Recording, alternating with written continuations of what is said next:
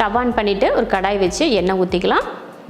எண்ணெய் ஊற்றினதுமே ஒரு 5 பூண்டு பல்லை இந்த மாதிரி தட்டி எடுத்துருக்கேன். அந்த எண்ணெயில் சேர்த்துட்டு அது கூடவே உருளைக்கிழங்கையும் சேர்த்துக்கலாம். 1/2 கிலோ உருளைக்கிழங்கு இந்த மாதிரி பெரிய துண்டாக நான் கட் பண்ணி எடுத்திருக்கேன். அதுவும் தோலோட தான்.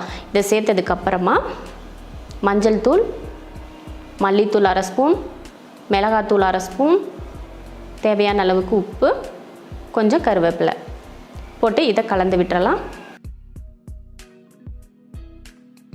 கலந்து விட்டதுக்கப்புறமா மூடி வச்சிடலாம். இதில் தண்ணியெல்லாம் ஊற்ற தேவையில்லை. தண்ணி ஊற்றாமல் நம்ம மூடி வச்சிடலாம்.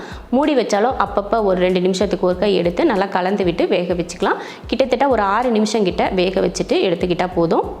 இப்போ 6 நிமிஷம் கிட்ட ஆயிடுச்சு. நம்ம 2-3 தடவை கிளறி விட்டு வேக வச்சுட்டோம். இப்போ பார்த்தீங்கன்னா உருளைக்கிழங்கு நல்லா வெந்திருக்கு பாருங்கள். இந்த டைமில் நம்ம அடுப்பை கொஞ்சம் ஹை ஃப்ளேமில் வச்சுட்டு ஒரு 2 நிமிஷத்துக்கு நல்லா வறுத்து எடுத்துக்கணும்.